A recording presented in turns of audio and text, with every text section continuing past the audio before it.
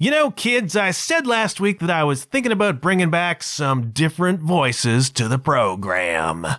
Well, I'm going ahead with that this week, and I have brought you one of my favorite voices of all time, keyboardist extraordinaire, singer-songwriter extraordinaire, my very good friend, my very dear friend, Kay Howl is here today, everybody.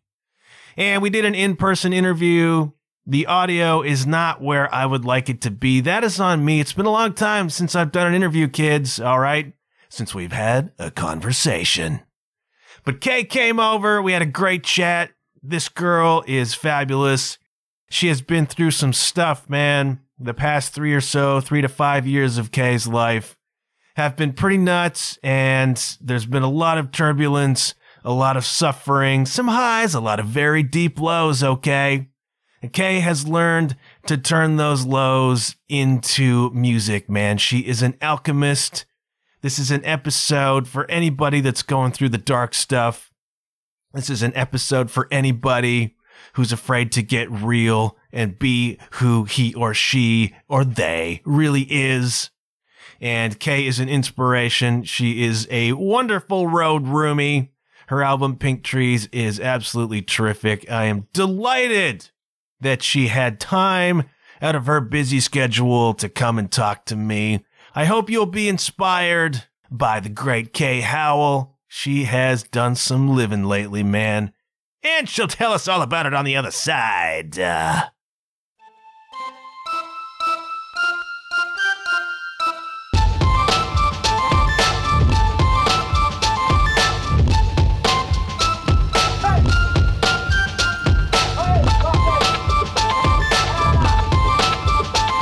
Hello, you're listening to the John Huff Podcast. Oh, yay. Hello, Kay. Hey, oh, hey, what's up? We are in the presence of greatness. Ridiculous. Kay Ridiculous. Howl is here. You are the first guest on this program since like October of 2020. Whoa. Right? Don't call it a comeback. Don't call it a comeback. I haven't done it. I have not had a guest since Rekefet Abergel dropped by, my Hollywood director, producer, writer friend. And you're it. And I have not done an in-person since pre-pandemic. I don't think I'm allowed to say the C word or I'll get Roganed. That's fair. They'll go all Rogan on me. Let's not. I think the last in-person I did was our dear friend Sarah. Yep. In Texas, like a week before the C word shut the world down. Oh, wow. Yeah. I was in Jamaica a week before. Were you? Yeah. Were you playing in Jamaica. You're playing like a resort thing? Yeah. Yeah. Jamaica is fabulous. That resort wasn't great, was it? It was not a great time. No. I shouldn't say, I'm going to sound, whatever comes out of my mouth now is going to sound snobby, but I've seen some other islands recently. Oh, you and have, Jamaica doesn't even make my top 5. Wow. Truly. You've been in the wrong part of Jamaica. Potentially. I've now been in 3 separate places in Jamaica. Have you? Yeah. Ocho Rios and Montego Bay and Negril. Of course. It's not that they weren't, it was lovely, you know. I just, cruise life is for me, I think. Well, we're going to talk about cruise life, but we would not be sitting at this table if not for Jamaica. It's true. No, you don't know the story, do you? Do you know the real story of Jamaica for me? Oh, for you? No, I thought you meant for me because I gigged there with Sarah. You did gig there. Okay, and that's Jamaica is actually important to us then. It is. It's an important place. But that part of the story connects far later. Go on. It was 2012. I want to say it was 2012. Mm-hmm. I was in Jamaica at a resort with my spouse or significant other. Do you remember the date? It was January. Okay. That much I know. And at the time, I was a badly struggling fiction writer. Okay. My identity and aspiration as a fiction writer was rapidly collapsing at that time. I had been playing drums, but not playing out, not playing with anybody. Mm-hmm.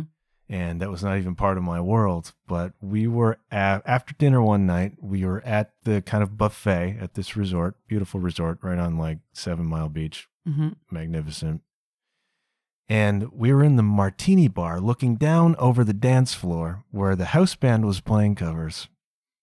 And I distinctly heard a voice say, "You need to start playing music now." Oh, wow. Yes. It was the island talking. Yeah. Or the martinis.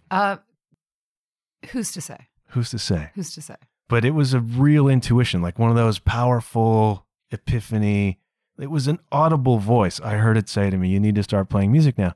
And I came home and plucked up my courage and answered an ad on Bandmix, which was answered eventually or something, however it worked. It turned into Hiroshima Hearts, which turned into me beginning to play music, which ultimately put me in hotel rooms with you in Europe. So if that sounded dirty. It did, but it's just, it's not, I'm disappointed to say it's not as dirty as it sounds, you know? It was not. But it's true. And yes, it's true. That was Jamaica. If that, you know, if I had not been at that resort, maybe in that moment, we would not be right here. And I would say that Sarah and I jammed together that weekend. We jammed the year before in Tobago, but that year in Jamaica, we were on the same, they kind of put together a band with different musicians, which always ends up just being like 6 guitar players and a drummer with no drums and me to play bass and keyboard at the same time. It's always how it works out. Yeah. But we were in a band like that together in Jamaica as well. So I think the islands all have a weird kind of energy about them. Every island. Do they? I really do. Even Peely Island. Shout out to Peely Island. I'm telling you, I've had like transformational experiences on Peely Island. Really? I think islands have a weird energy. I don't know what it is. I'm not a scientist. Science. But I think there's something to it. And I realize that technically all of the earth then is like an island of, you know what I mean? But like islands, the smaller they are, the closer together, they're all just, they have an energy. I'm telling you. And I know this because I play, or like I go around on them now and everyone feels different. She's an island hopper. I'm an island hopper now. So if you're just tuning in, you don't realize that I've caught Kay Howl on a rare break from cruise ship life. Yeah. So, I mean, there's a whole build up to this. There is. But you just I'm sorry. I just mean to say that like I'm on land right now and I'm a little bit bummed it's not an island. Did you have to develop sea legs? Yes. Really? No. I didn't notice it when I was out there. I noticed it now that I'm back home. Oh, really? Yeah. Like I am always swaying. Right. Always swaying. Yeah. David Lee Roth would say you're dancing to music only you can hear, you know? I was away at a girls' weekend this weekend in Muskoka and I was talking to someone and she pointed out that I was just like swaying, totally sober, just swaying back and forth. If you were wasted, you might stand still. That is a dueling pianos joke. Is it? Yeah, when you go to Cheers, I'd be like, everyone sway one side or the other. And if you're drunk, just try not to and you'll fit right in. You'll fit right in. Man. So, yeah, this jumps way ahead of everything. Okay. We can go wherever you want. We can just... Well, it's the one of the hardest parts about this is just a straight up conversation we're having, but finding your way into the conversation. Good luck. I don't know if I'm a Gemini or I'm ADHD or I'm, probably on the spectrum, but I'm going to jump all over the place. That's good. And then we'll come back like 45 minutes from now, like, oh, remember when I was saying that? It was this. And you're editing. I would just leave it and let people know that I'm this spazzy. You're not this spazzy. You are. And you know what? I'm not just buttering you up. Okay. I've never played with anybody more naturally gifted than you are. Oh, wow. Kay Howl. Thank you. And I've been thinking about where that comes from. Microwaves in the 80s. Is that what it was? Probably. They weren't as safe back then. They weren't. My mom stood in front of them all the time. Probably during pregnancy. Maybe. Yeah. But it resulted in this extraordinary ability. It makes me feel so weird. I want to make a joke, but it always comes across as sarcastic or like, oh, I am amazing. And then if someone only catches that, then I sound like a douche. So I know this is not. It makes me very uncomfortable I'm to not sit here and take this. I'm not in a place where I'm doing like YouTube style video podcasting yet, so people can't see your expressions. How uncomfortable I am right now. No, and but I'm the same. Which is really stupid. You deserve more compliments. I get plenty of compliments. I don't need compliments. I'm a drummer. What's funny though is that this should not be awkward remotely. No, it makes me uncomfortable. Because how many times have I said that? Can we just change the subject? Last fall. Cut. No. Last fall, we spent basically six weeks together. And that one travel day that went on for 6 additional days. So I'd say almost 7 weeks. Almost 7 weeks. Just in hotel rooms together, playing shows together, in the van together, eating pastries together, everywhere drinking together. wine together. So when you drop a microphone in front of 2 people, right, it's all of a sudden it goes weird. But it's gonna go weird. Because I haven't done an interview in a long, long time. Right. So I don't do interviews. So here. Well, you go. you're gonna. I mean, you're going to. If it gets to be like this, I love this. This is great. Oh, you're gonna reach that level where you go to a new city and you've got a gig, and then you've got to do like 6 hours of press at the hotel. I'm gonna be on a boat, man. They're gonna have to come to me. Is that what you're gonna do? You're just gonna stay on the boat? No. I got so many big plans. Let's go back. Yeah. Because people are wondering, what are you talking about? Tell us why you were on a boat. Let's do that. Tell people why the boat. Okay. This is my first interview talking about like my own life experience without throwing others under the proverbial under the boat. So I'm going to be very careful and diplomatic in all of the things that I'm trying to say. Okay. I had my entire life just ripped from me near like the last 3 months of 2021. There was an assault. There was my mom dying. My partner left. It was a brutal, brutal holiday season. But I woke up every day miserable and sometimes drunk, sometimes stoned, just some combination of all of those things. And did what I wanted. If I wanted to see friends, I came here one night. I just I did whatever I wanted through that holiday season. I had a gig in Muskoka New Year's Eve, and it was done at 10 o'clock. And I'm hippy dippy, and I like made it a point to do yoga at midnight and like set intentions and all this stuff. And I still spent 2 more days after that, just taking the long way home essentially, and doing whatever I wanted. And then January 3rd, I woke up. I set an intention. I did yoga, and I said I was done. Like the grieving process of the relationship and my mother and the trauma, and having just been from Europe after that, which was amazing, but also big life confusion, plus COVID, plus, the end of a marriage. Like it's been a lot for the last little while. So January 3rd, I got up and was like, this is it. This is the new cycle. It's starting. At 11:11 that morning. It was not. I will show you the email at 11:11. I get an email from a guy that I've done dueling pianos with, who's like, you should really reach out to this cruise ship opportunity. You used to have to go audition in Vegas and then get there, and it would take 8 months and whatever. But he's like, they're really short. I know you're looking for just a change of pace. You should do it. So I booked the gig January 3rd, and January 6th, I was in Puerto Rico boarding a cruise ship. So I was only supposed to be there for 1 week. They then booked me for 3 weeks. Now I'm home for a couple days, and then I'm going back for a 5-weeker. Then I'm home for 10 days. Then I'm gone for an 8-weeker. In all of that time, I have a new album that I'm bringing all of the things to record with. So when I'm home for those 10 days here and there, it's going to be getting to play my own music. And, the whole scene is starting to come back again. And I have an album that I barely got to do anything with because it was COVID. And now I have a brand new full album ready to record and get going. So big stuff. But I am going to be spending a lot of time on boats. And I love it. And I'm telling you, islands, let's bring it back to islands. There's a weird energy about them. They all have a different one. I love them. What's your favorite island? So far, my favorite island is Bonaire.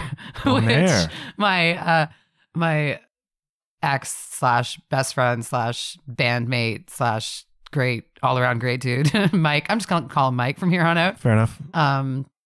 He asked if that was French for boner. Are you going to keep that in? I hope you keep that in. Of course I'm keeping that in. Are you mad? No. Bonaire is one of the ABC islands. I didn't know what that was until I took this cruise. Right. So apparently there are some islands, Aruba, Bonaire, and Curacao. And those are all Dutch colonies. Yes. And so they call them the ABC Islands. They're kind of close to each other. I'd never heard of Bonaire. I'd heard of Aruba and Curacao. And so we went to Bonaire, and it was actually my favorite. It was the least touristy. The real estate was reasonable. Uh-oh. No, I'm nowhere near there yet.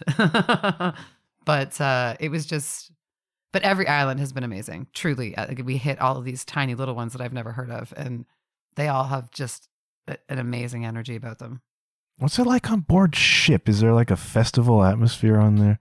It's been really slow. Like the ships are kind of empty right now. They're starting to build back up. Starting to happen. But like we were going at like 25% capacity. Oh, wow. So like it was pretty empty. Like you go to a karaoke bar and there's 2 singers and they're both bad and they're just going to go back and forth, and it's strange. But the people that are there are like ready to party. Really? Oh yeah, they're ready to party. I feel like the world is ready to party just a little bit, you know? And it's hard for us to imagine in Ontario right now because the weather is not party weather. I understand that. And no one feels bad for me. I'm home for 10 days. I don't feel bad at all. One weekend, the only weekend that I'm in town, some friends of mine, we always play in the pond hockey tournament up in Muskoka. This year it got canceled, but we had this cottage, and I'm using my quotation. She's doing air quotes, everybody. Cottage, because it had like 9 bedrooms. 9. Yeah, 9. And anyway, we all in our 30s and 40s made a luge track down the back. No way. Yeah, all of our elbows and knees are like bruised. Like we played like kids for a whole weekend. And we were all very sore this morning. So I've seen truly the best of Ontario winter, and I'm going to leave again in a couple days. So bye. Yeah. My thimble runneth over. No one feels bad for me. I don't. It is kind of lonely sometimes though. Is it? Yeah. Yeah. For sure. Like you meet people and then they're gone a week later, and then you meet people and they're gone a week later. Yeah, that's true. But it's a great way to get people to like me on like socials. Oh yeah. And then we can see which towns I have people in, and you can on my off time like be booking shows. Oh, that's interesting. And do you have any leads? Are there places you should be looking at so far? Lots of Europe. That's good. Yeah. Europe lots is of good. Europe. Europe is good. I love Europe. Me too. Yeah.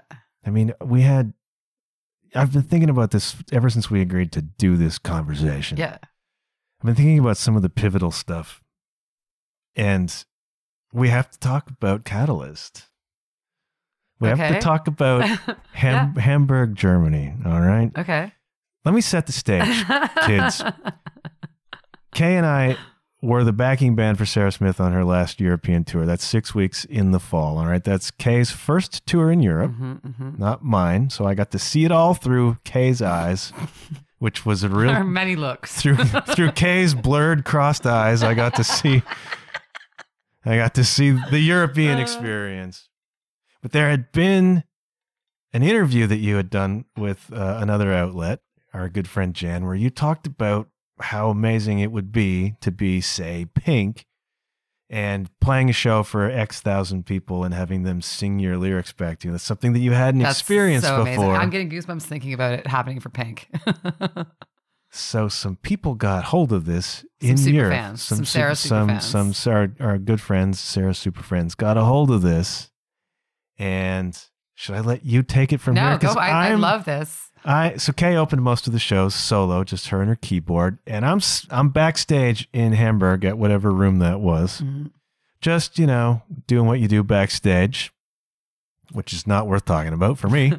Anyways, for Motley Crue, right, there's a whole movie cool about that. Yeah, for me, not so much. It's like anxiety circles. A little bit. Kay, I can hear Kay out front playing Catalyst. This song from her record, Pink Trees, which is dynamite. Oh, thanks. The record that she hasn't been able to do anything with. It's just sitting there. Because of the C word. I had to release it, but it's just sitting there. Right. Catalyst is a song on it. It's a beautiful song.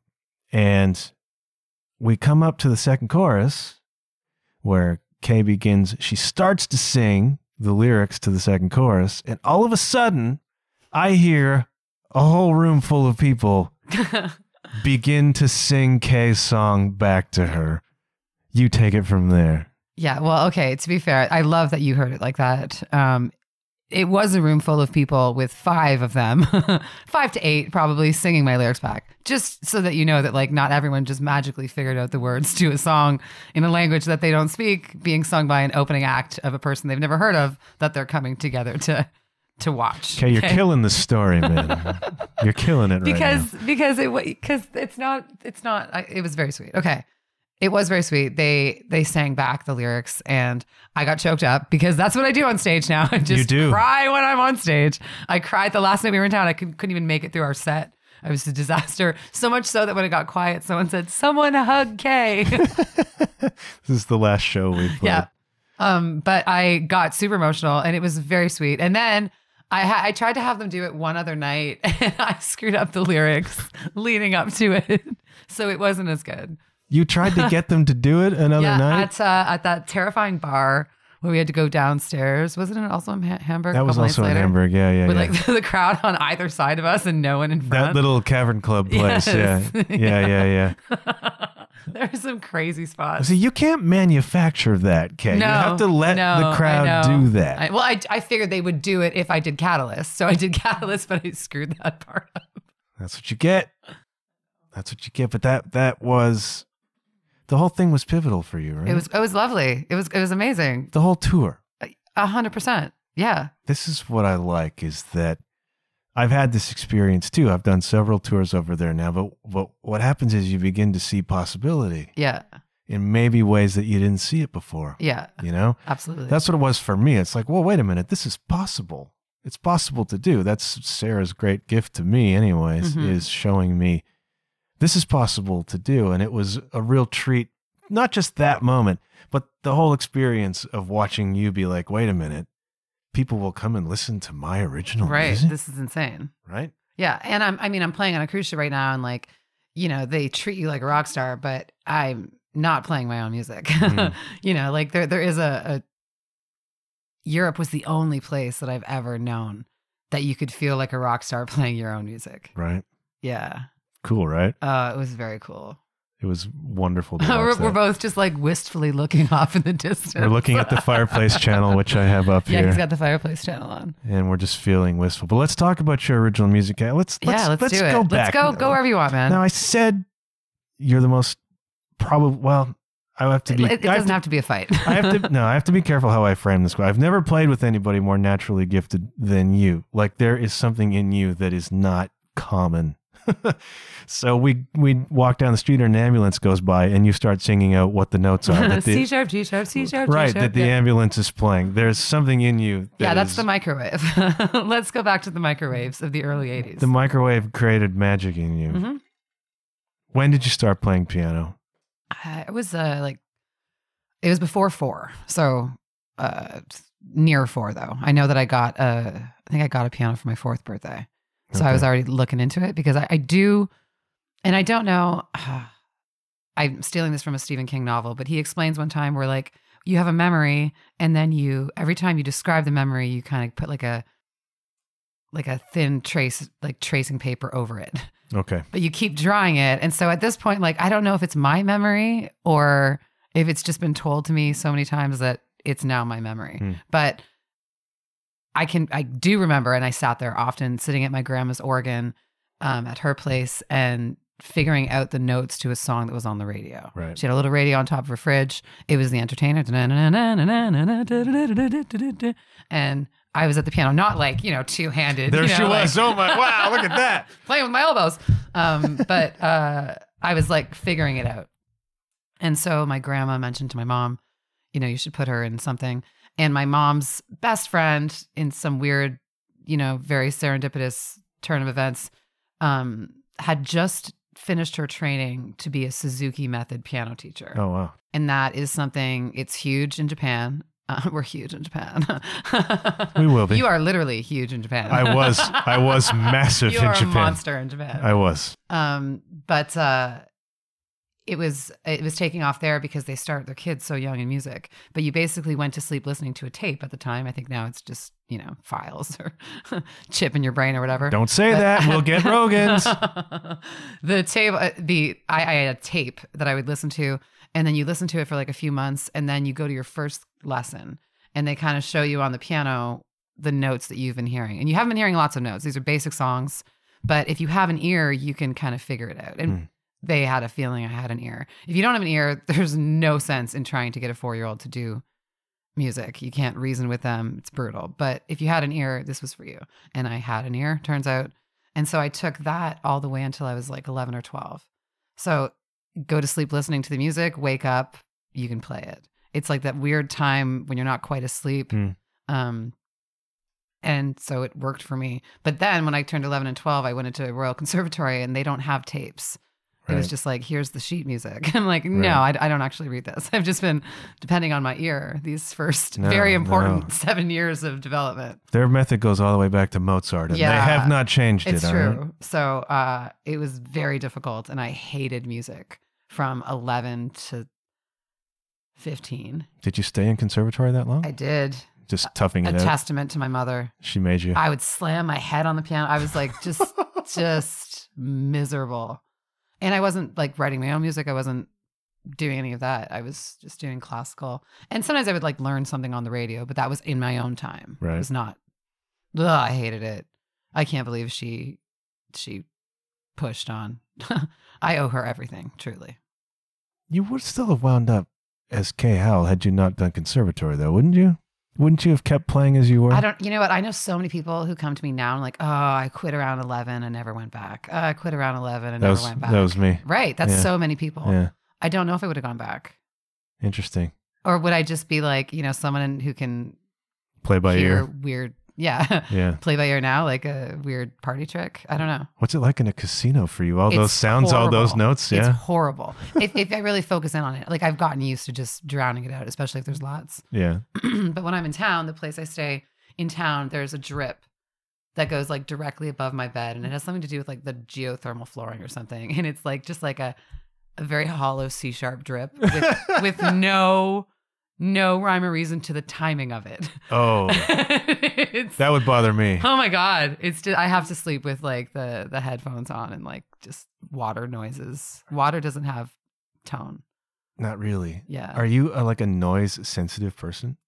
Some noises. I am. Yeah. Like noises can make me crazy. Oh yeah. And then I hear phantom things in like my car engine and stuff. Oh, okay. That I'll take into the mechanic right. And they'll be like, we're not hearing this. Of course you're not hearing this. You've been working in an auto shop for 20 years. You can't hear anything. Trust me. The sound is in there. Disgruntled customer, Bay 3. Yeah, that's right. Security. He's here again. The dude with the weird ears. Now that I'm beginning to lose my hearing, though, maybe it'll be less of a problem. It's actually your own tinnitus that you're yelling at. Yeah, can't you hear that? Yelling at myself. How can you not hear this? I do have some. Like if I'm in a room that's really quiet, I can begin to hear it. But I have other friends who have it have it bad. Like I have hardcore. A lot of friends that have it pretty bad. And that's awful. Mm-hmm. That's an awful thing. And it would be awful for you too, because I wear earplugs on stage, like with the dueling piano show, because all of these guys are deaf. Oh, really? They're all deaf. The monitors are like louder than the front show sometimes. Oh wow. It's a loud stage show. Yeah. And we have drums. I love playing drums. I get to play drums almost every night. I love it. I've never seen you play drums. Yeah, I love playing drums. Well, because you're a drummer. I'm not going to be like, step aside, here's my guitar. That'd be cool, actually. We should do that. Sarah's played drums on shows that I've played before. Yeah, we should have done that. Anyway, yeah. Wow. I didn't know that. And part of dueling pianos, there's two pianos, but then there's like a bass and a guitar and drums all set up. Yeah. So like if you're on a break and your two other partners are up there, you can go play drums, or like if a song requires drums, you go play instead of playing with your partner. Yeah, it's all. I had no idea that you're a drummer. And I get to play them all the time now. I'm hooked again. I haven't played in a while. Well, now I'm intimidated. No, I'm not a real drummer. I got like 2 beats. That's all you need, man. Have you heard pop radio? I like doing the snare little riffs. They're fun. The snare little riffs. Yeah. Oh, and I like doing the hi-hat. Yeah. And then on the 4th one, lift it. Oh, yeah. The open hi-hat. That's slick. Thanks. That's slick. That's slick, man. So piano was just always there, but then you had to be forced into it. I find that compelling. Oh, I hate it. Because people want to believe that somebody like you just has a natural gift. I just do it every day. Yeah, no. But you actually had to grind a bit. Truly. Like I think my whole family hated me for those 5 or 6 years. Really? Yes, just the terror that I would bring upon the home, being forced for having to practice. I used to fight back hard. Yeah. Like my I was supposed to practice for like half an hour or something every night. Mine was an hour. Yeah, Oof. because you were actually, well, I don't know what, but I would be like, I'll just practice the left hand parts, and I'd dink away at the music, this little sort the of left hand is the worst. grade 3 concern. Well, I'm left-handed. So Me too. Oh, that's right. But Yeah. I mean, having to read left once you've only read right for so long, it pissed me off. I hate reading left hand to this day. I don't read much anyways. That's fair. Not even drum music, just a little bit. But it's so funny how the resistance in me was intense right away. Right. I don't want to do this. Yeah. I'm being forced against my will to do this. And it was not okay. And I gave it up. But, once I sort of discovered drums, nobody had to really pull my teeth. Mm-hmm. Nobody had to twist my arm to do that. But it was already too late. I would say I started liking playing music when I started entering contests, and I joined a band when all of my friends were getting part-time jobs. That's when I was like, oh, wait a minute. Yeah. Thanks for the last 5 years of hell I put you through, Mom. Yeah. I'm going to go play one night a week and make what my friends make in 5 nights working at their gig. Yeah, you know what I mean? are. And musicians still only make that same Yes, rate. they do. Yes, they do. All your friends are making... They're making real money. They got like 401ks and stuff, and musicians still make that same rate, pretty much. 401ks? Is that a thing? That's an American thing. Oh, okay. I don't know. I see it on TV sometimes. That's true. Because everybody's always whining that they're taking them away. Right. It's constant 401ks. Also, I've been on ships based out of Puerto Rico for the last 3 weeks. So, Right. I've basically only experienced Americans for 3 solid weeks. Should I respond to that? Nope. There's no way to respond. There's nothing to be said? No. All right. No. Fair enough. Fair enough. Except that Puerto Rico is lovely and everyone should vacation there. Oh, well, there you go. Yeah. A little plug. Old San Juan is stunning. Really? Yeah, truly. A little plug for Puerto Rico. Yeah, Okay. Puerto Rico might be one of my favorites. Jennifer Lopez would approve.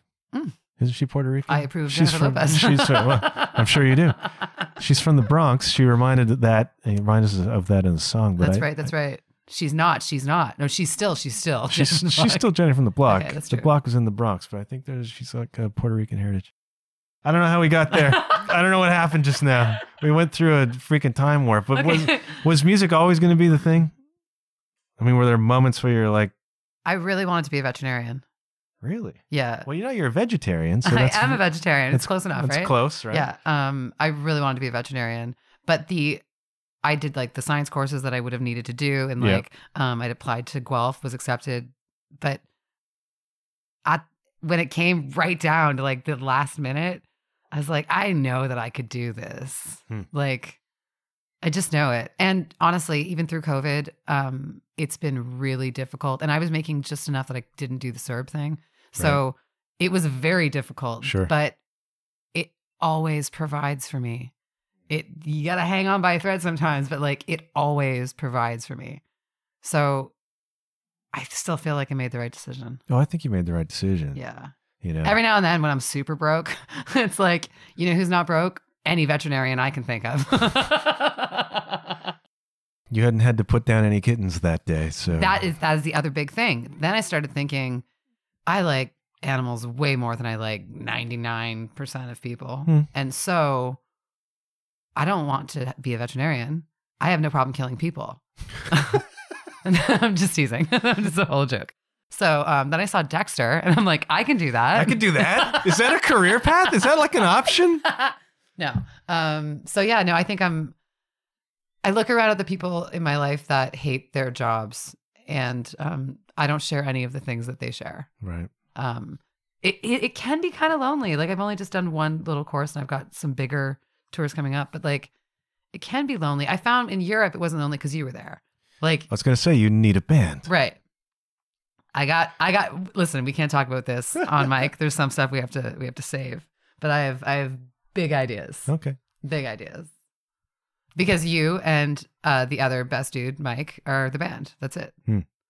I might need other guys when you guys are off riding your motorcycles and your jet skis when we're all millionaires. But other than that, you're my guys. So you're stuck. It's music, but what's interesting is that, music does demand certain sacrifices. One of them is, for most people, a bit of security and peace of mind. Mm-hmm. But as you can attest, music takes you to incredible places, And everyone, it's you have to get this job and you have to get this much money and you have to do all these things. And that's a really great, I'm not saying don't do that. That is what works for most people. And that's a great way to live.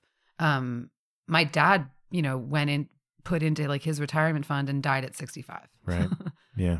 Some people don't even make it to 65. Yeah. Others, didn't enjoy their lives because they were a little too focused on what's coming next. Like, right.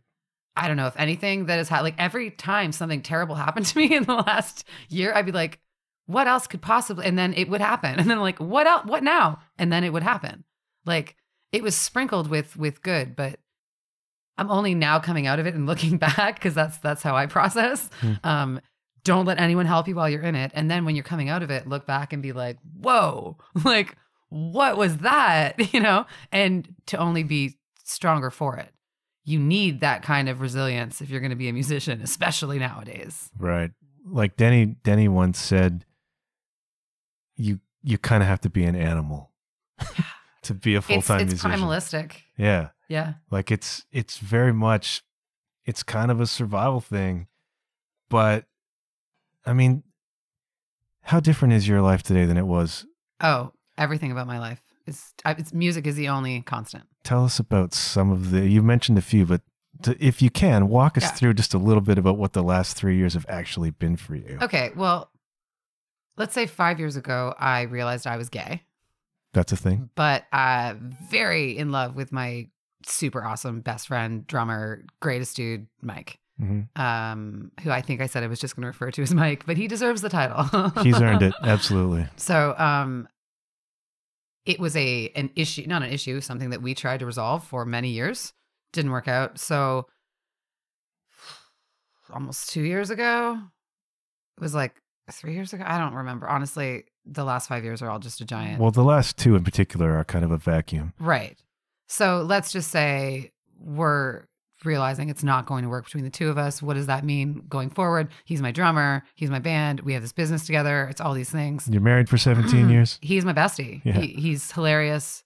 But it's square peg round hole. Like I can't keep fighting it anymore. Mm-hmm. So that ends badly. Now it's amazing, but I don't think anything ends well. Not usually. No. Right? A situation like that is very, very tough. Of course. Yeah. Now it's great. Like we've both said, we're kind of better than we've ever been now, but we had to go through some crap to get there. Then I fell madly in love with a woman who was a muse to me like nothing I've ever encountered. We dated for a few months. Then I found out technically we weren't dating, but I thought we were. It doesn't matter. It's a long story. We were whatever we were for a few months, and then she ended it, and I was like, "You what?" Like I was in complete shock, and because I was new out, I think there was like it took on like this adolescent role, like it was all encompassing, and it was brutal, and the only way to get through it was to turn to my inner Taylor Swift. And write about it. And I had never, ever done that before. Interestingly enough, every song that I'd written up until then was like, believe in your dreams and follow your heart and things that are important to say and to sing. But I'd never written an album for someone. And I started writing a song and it turned into an album. And so I released it. Her and I, in the interim, got back together. Luckily, she was cool enough to be like, hey, it's your art. I get it. It's what comes with dating an artist. I'm like, okay, good. Because there's some mean ones on here. Yeah, this was not exactly a breakup album, but not exactly a shiny, happy relationship. Page Trees is an entire relationship. It's the first and the last song are the same. Musically, the words are very different.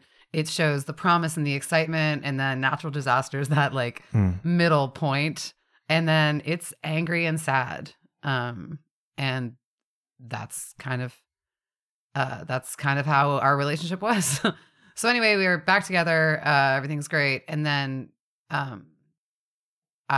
we went to Europe. Mm-hmm. We had a great time. Mm-hmm. It was still a lot of new things, a lot of stress, just waking up every day in a new place. It was just like hard on the body and the brain. And the hardest thing though, for me was the calm down when we got back. Oh yeah. When we came back from tour, I was so depressive and it was brutal. And then I went back on the Melissa Etheridge cruise ship. I had some really great times on that cruise ship. I had some pretty difficult times on that cruise ship. I came home from that. I'd had to move in there too. Like after Europe, I had to move. Then I came home from the Melissa Etheridge cruise ship. I was here for 10 days and my mom died. A week after the funeral, my partner left. And it was like, what else is there to take from me?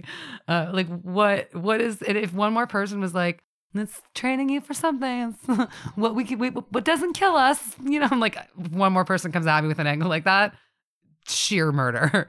But it was just brutal, and I had no choice but to feel the feelings. And so I wrote another album. And I'm terrified that I'm not going to find a muse like that again, because I've never written like this. But if that's at the very least all that I get out of this relationship, along with the growth that it brought me, great. But like this new album, I love it. I love it.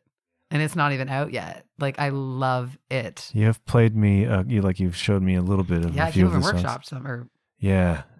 So, I mean, with Pink Trees, this is the first solo Kay Howl record. I mean, we're talking about the end of a long marriage, and then this romantic turbulence, and your mom dies, and you move to a new city, and you took on a new identity, not just as an out person, but you literally, your name is different. It had to. Yeah, of course. But I mean, this is a complete... If I was evolving, it had to as well. And it did. So for those who don't know, you and your former partner, husband, Mike, were... Best dude on the planet, Mike.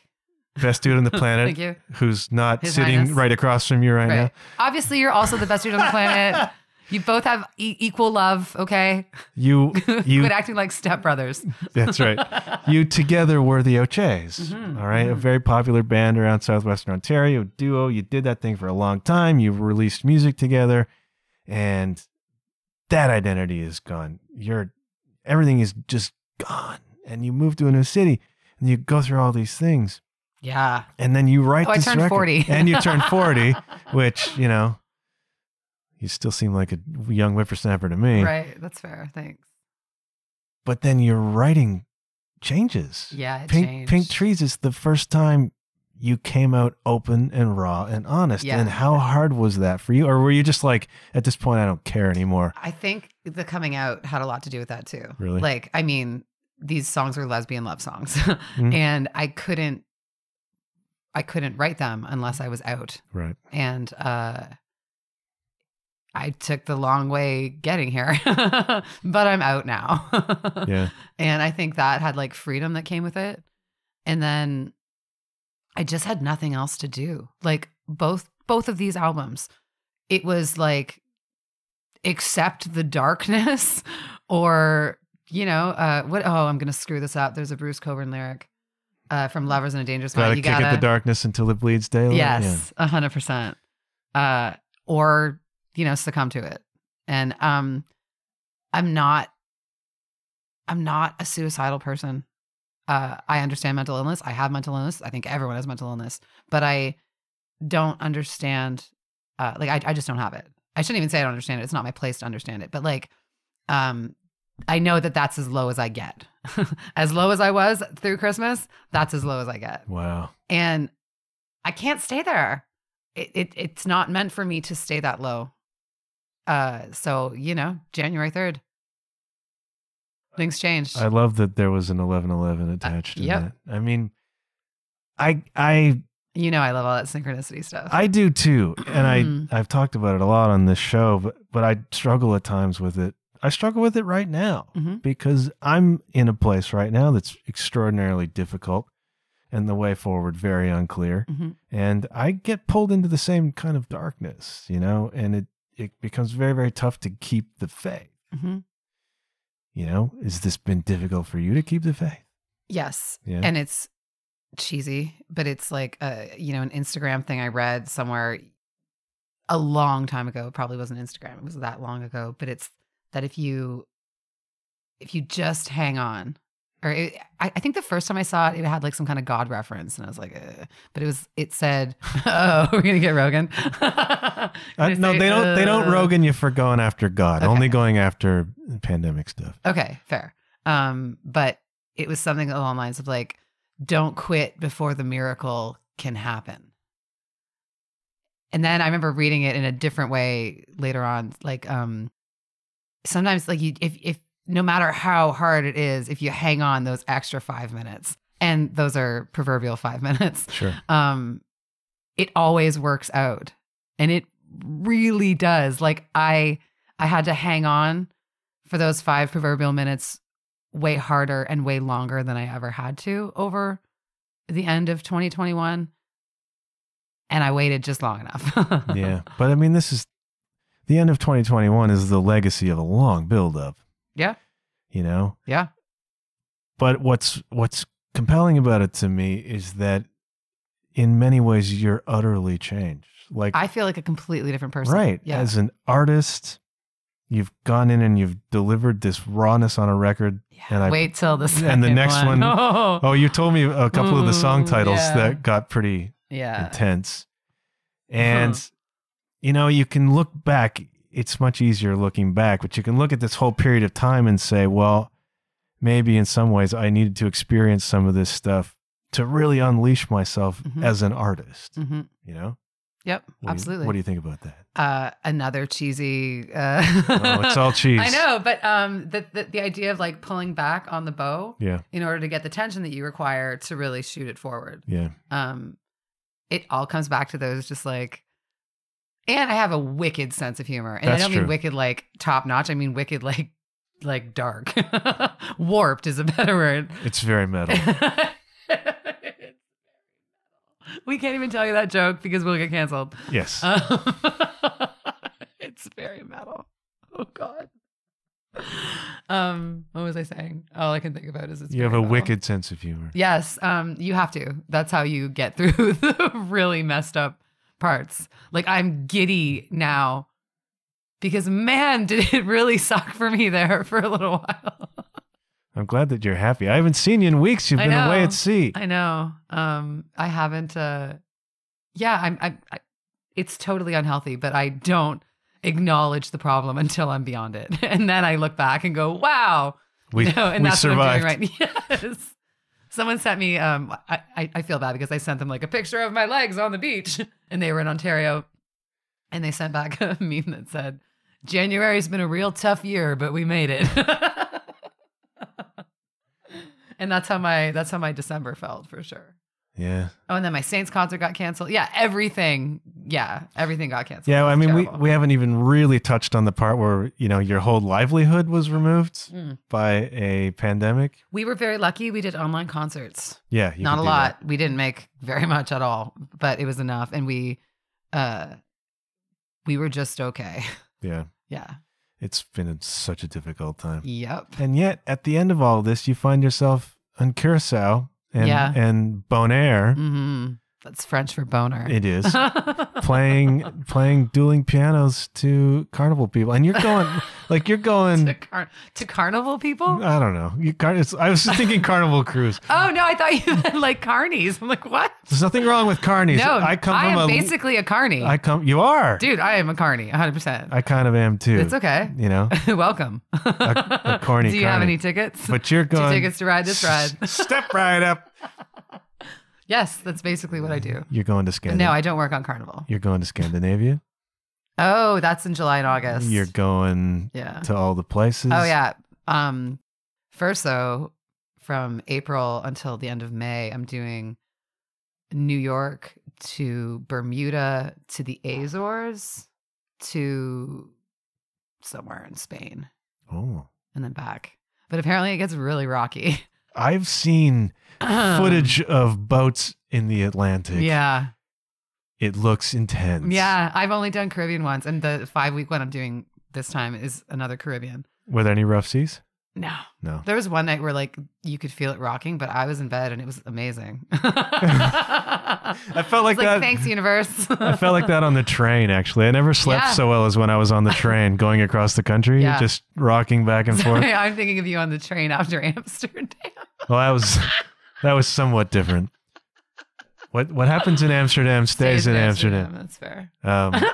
No, I did cross country on the train performing on board, and yeah, you just sit in your bunk and it's chicka chicka chicka. Yeah. Like it's like, and I'm a drummer, like rhythm works for me. That's how the Bee Gees wrote Jive Talkin'. Really? They were traveling on one of the long bridges in Florida, maybe. Okay. And so chicka chicka chicka chicka chicka chicka chicka chicka Jive Talkin'. Dun, dun, dun, dun, dun, dun, dun. Yeah. I didn't write any songs, but I did sleep well, which is, as you know, is unusual for me. Like a corpse. She's doing the arms crossed above her. There's a myth that says I sleep on my back with my arms folded like a corpse. Like Dracula. Dracul. Yeah, it's all hearsay, all right? So believe it or not, we're almost sneaking up on an hour here. An hour. I don't know if we've said anything. I don't think we've said anything. Yeah, it's fine. You got lots of notes though. I feel bad you didn't work. That's just, part of the game. Part of the game. I was nervous. Like I was. Oh no. When I was setting up the table, Mark Maron has like the infamous garage. Right. And people for years during his podcast have been coming to the garage and sit down, and it's like full of junk and crap, and they sit at the table and do the Maron show. A sitting president came to his garage, and they had to shut down his whole freaking neighborhood. Right.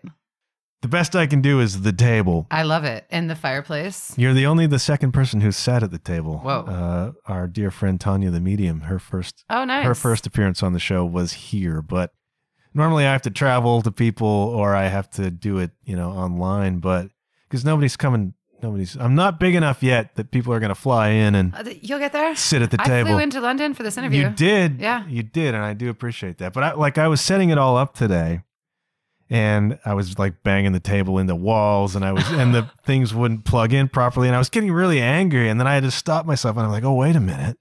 I know this feeling. I'm nervous. Oh, wow. Yeah, because I haven't done an interview in a very long time. Well, I think it's we didn't talk about anything, but that's all me. It's like herding cats. It's not your fault. You wind her up and let her go. Yeah. I feel like I got real intense on islands there for a minute. Yeah, I don't know. I'm telling you, they're spectacular. They have an energy. Everyone go to an island. You come back like refreshed. Prince Edward Island? Yes. Manitoulin Island. Go. True. Find an island. Find an island. Yeah. That's the message here today. Find yourself an island, kids. Be your own island, kids. I feel like, your own island. We're all islands. Yeah. Islands in the stream. I've been waiting for you to sing that song. I've been like throwing it at you for an hour. Superstar. Isn't that the same song? I don't know. I'm a little bit younger than you. Thanks. They brought out Ghetto Superstar like in the 90s or 2000s. You didn't know it. No, I checked out of music for most of the 90s. I have checked out of today's music. Sometimes people request a song and I'm like, go see my partner over there. Yeah. Like the only new music I listen to is The War on Drugs and Ghosts. So. Oh, I'm going to give a shout out to Anderson East. Okay. Damn, I hope that's his name. Is he the one that does Everyone's on Drugs? Everybody's on drugs. It's really great though. Like he talks about like all your typical drugs, like even the legal ones. Oh. And I really dig it. It pumps me up. I listened to it on the way over here. Hey, we have pastry. We do have pastry, and we're going to get to that pastry very, very, very soon. Okay. But I'm going to do the 3 questions with you. Oh, okay. I thought we were eating pastry online or on like an online, like we're going to go. I thought we were going to like critique and talk about Europe. We don't have to. We can do a whole other episode. It's fine. Yeah, we can. Okay. If you ever come back again, because you're gone. I won't see you again for 6 months. We're going to do the 3 big questions, all right? In the early days of my podcast, before I stopped having conversations with people and just started listening to myself talk, I'm an island after all. I used to do 3 questions, all right, with every guest. I know. I've heard some of these interviews and I have forget. You? Yes, I can't remember what the questions are. Okay, good. So if Lexi is listening and she would like this, hope you are, Lexi. First question: what are you most excited about right now, apart from the pastries? Getting on a cruise ship Thursday. Yeah. Where do you have to fly to? Back into Puerto Rico? Flying from Detroit to Miami this time. But this cruise ship does Bahamas, Belize, Cozumel. Nice. Yeah. I've seen the cruise ships from the Mayan Riviera side. So you can see Cozumel Right. in the distance. Right. And so you wake up and come down to the beach at your resort and you'll see like cruise ships that are massive. Dude, the one I'm on is one of the biggest in the world. And they look like little Lego pieces going across out there, you know? It's crazy. So we always look at them and now it's like, oh, well, hey, Kay will be able to tell me what the view is like from I'll the send other you a picture side. from the other way. Yeah, do that. Please do Perfect. that. You're excited about getting back on the cruise ship. And the new album. The new album. Oh God, I have so many things to talk to you about because you're playing on it. I hope so, yes. Yes, no, 100%. Okay. But we won't bore the listeners with that. All right. Well, when the album's out, maybe we'll have you back on. You can tell us about Absolutely. it. And people need to go listen to Pink Trees. We didn't talk a lot about Pink Trees. It's okay. But just go listen. It's you and a keyboard and some finger snaps. 100% vibe. Thanks, man. That whole record is just vibe. I really love the songs. I still love them. Yeah. And that's saying something because I'm really picky. Normally I am done listening to albums, but like when they pop up every now and then I'll still listen. Yeah. And we're going to do some band arrangements of some of those tunes. And we're going to do a suite. Yeah. And hopefully take them around the world. That'd be nice, right? I got some ideas, guys. I got some ideas. Yeah. So do go listen to Pink Trees. You can find it on all the places. Mm-hmm. And it's just a really great vibey record. So we're excited about getting on the cruise ship. This is going to be a fun question. Question 2 is, what are you most trying to improve about yourself right now? Oh, I'm going to get so ripped. Are you? I'm going to get so ripped. Okay, so here's the thing. With all these pastries. When COVID, yeah, with all these pastries. Don't you judge me. No, dude, I am your enabler. Yeah, no, I know you are. In fact, if you weren't in Europe, I wouldn't still be trying to get ripped. Europe is what started this trail, this down slope train. I'm going to blame Sarah. Okay. That's fair. She brought us to Europe. She's why we were there. She knew that pastries were going to be there. Yep. She's an enabler. Right. Okay, I'm good with that. I'm innocent. Thanks, Sarah. Yes, at the beginning of COVID, everyone was joking about like gaining weight or whatever, and I'm like, not me. I'm not doing it. I am home finally. I'm always complaining that I don't have time to work out. I have time to work out now. Mm-hmm. So I worked out hard. I don't even know how much weight I lost because I threw away my scale, but I lost a significant amount of weight through COVID. My ex-partner was like super into working out, which just like fueled me to like want to keep working out. And then I got super ripped and then I went to Europe. And while all of my clothes from Europe still fit, I have not been the same level of ripped since Europe. Now, to be fair, there was Europe, then I moved, and there was some trauma, then my mom died, then my girlfriend left me, then I've lived on a cruise ship for 3 weeks getting free drinks from all of the customers. So it's a difficult thing that I'm coming up against. However, I have strategies now. I found out that the chef on board will make me anything vegan that I want. So I don't have to go eat all the crap and be like, well, there's nothing for me here. There is. I just have to want it. That's an interesting excuse that's easy to use. Oh, it's very easy to use. Yeah. I'll just have this because no. I've begun to drift more into veggie style eating. Right. This year. Yeah. It's like a thing for me now. Nice. And like I look at a menu and I can see, oh yeah, it's very easy to just say, oh, there's nothing here for me. So I'll have the whatever it is. Right, exactly. Yeah, so I can see that. And I feel like I was just being rewarded. Like this sounds hippy-dippy, but I felt my mother on that cruise ship. Really? Like she was a sun worshiper. And there were several times in those 3 weeks when I texted, one of my brothers and saying like, I feel her here. Like This is energy cannot be created or destroyed. And like there was a little bit of her energy on that ship. I feel it. And on the islands. Do you know about islands? Tell me about that. They're amazing. Everyone, leave this Ontario winter and go find yourself an island. Alcatraz is on an island. It's probably spectacular. Your mom's probably there too. She might be. Little touch. Oh, yeah. You don't want my mom there. She'd terrify those guys. Good. Yeah. There's no prisoners on Alcatraz anymore. So anyway, all of that to say, I'm getting super fit. Okay. 5 weeks is a lot of time. They have a state-of-the-art gym that no one ever uses. I have a chef that will make me whatever I want. Yeah. Drinking, I enjoy some red wine, but drinking just like shots because people are buying me shots, it doesn't serve me. I don't love it. It's just wasted calories. I can do some real improvement over the next 5 weeks. So that is what I'm focused on. And I got these military body weight workouts that I'm doing.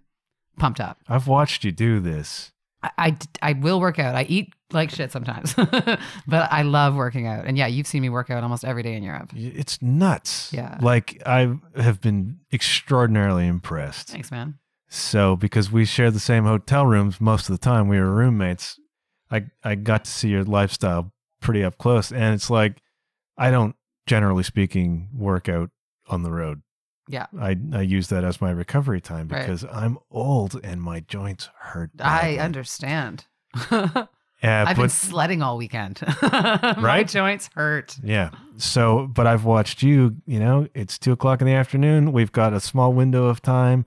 Me, I'm going to just chill and think about whatever. And sometimes I do that. Whatever wine I'm going to drink tonight. And then there's Kay outside doing some weird power workout or gone. Like I wake up in the morning and you'll be coming back from your 6-mile run past a castle. But if you're going to run, you know what I mean? Like I haven't run on this ship because it's like this it's just around very in a circle. low track. It's like run the circle 11 times for 1 kilometer. Like, no. That sounds awful. It's terrible. So I haven't had that opportunity. But you got to take the opportunities where you can get them because it has to be a lifestyle change for me or I won't do it. Yeah. And like, I'm so sad I'm leaving Ontario. I won't get to play hockey again this year. Right. I miss that. Yeah. I already miss that. Yeah. But none of my hockey friends feel bad for me. I don't. Yeah, that's fair. I really don't. That's fair. I really don't. So we're going to get ripped. The next time I see you, if I hug you, I'll I'm probably not going to. You're going to have to do it outside. I'm not going to be able to fit through your doors. Or ego or shoulders. Yeah. I'll slice my hands touching you. So. Yeah, exactly. All right, we should have it like a competition. I could use the motivation too. Oh, yeah? too. 5 weeks? Yeah. All out? Let's do it. Yeah. You've already won. No, that's not true. And you're probably like Mike. If Mike does like 1 push-up, he's like, look, my biceps are back. I'm like, go to hell. No, I'm still being relatively diligent. Yeah, you're like, you got some shoulders. But my diet is, well, it's getting better, but good. I'm still not diligent. Mm. All right, we're going to get jacked. We're looking forward to the ship. We're going to get jacked. Last question. Kay Howl. The great and powerful Kay Howl. What's your message to my audience today? Find yourself an island, guys. There it is. I'm joking. There it is.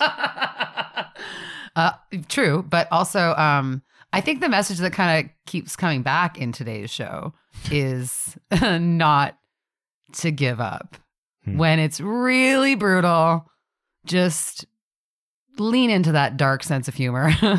And I promise it'll get better. And then you'll look back and you'll realize what insane trauma you have survived, and you will be so much stronger for it. Is it helpful to find an outlet for that stuff?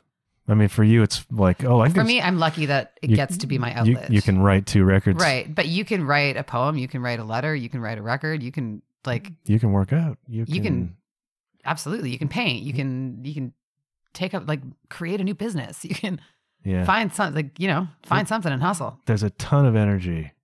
It's just energy, right? It's just energy. Yeah. You take it from the energy place and you put it into whatever thing you want. Yeah. I'm not a great alchemist, but I recognize that, if you can look at it that way, like all of this darkness is just energy. It's how you're perceiving it.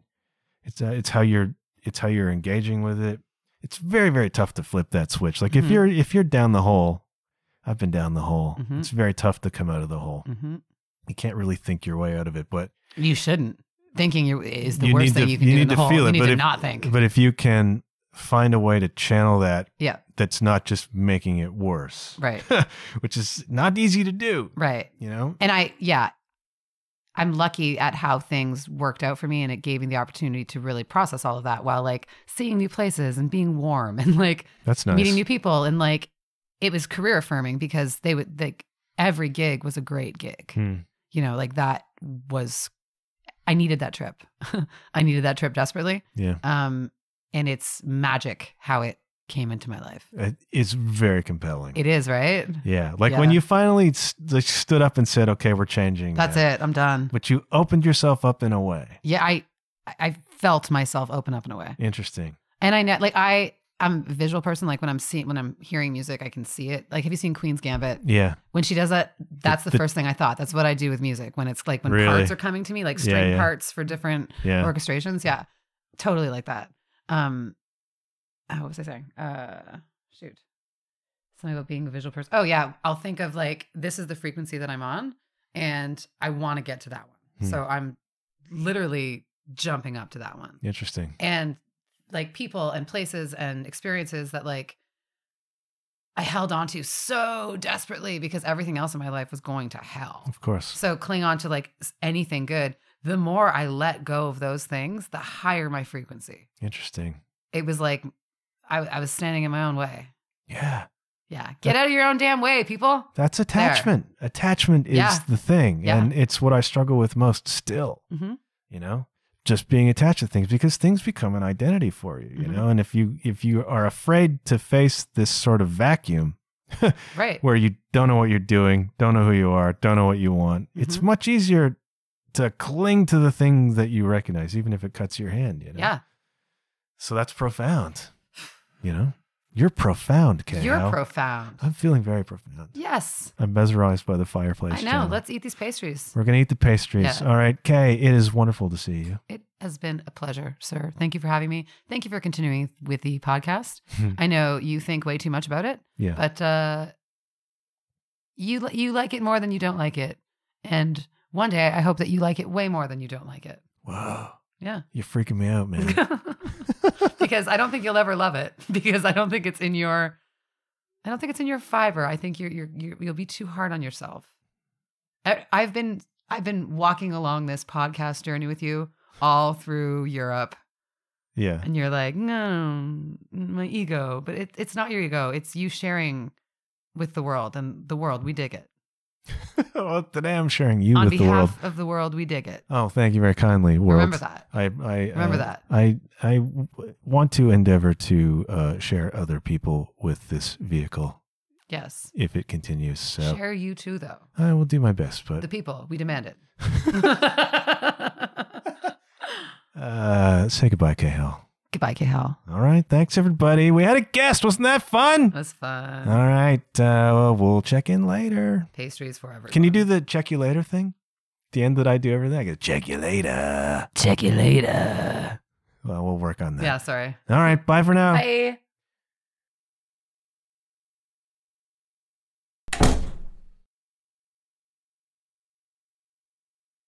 Ready? 2, 3. Could someone tell my GPS? I screwed up the words. It was great though. Okay, 2, 3. Could someone tell my GPS that home's no longer your address? Thought you were a catalyst. Turns out it's too lonely. Yeah.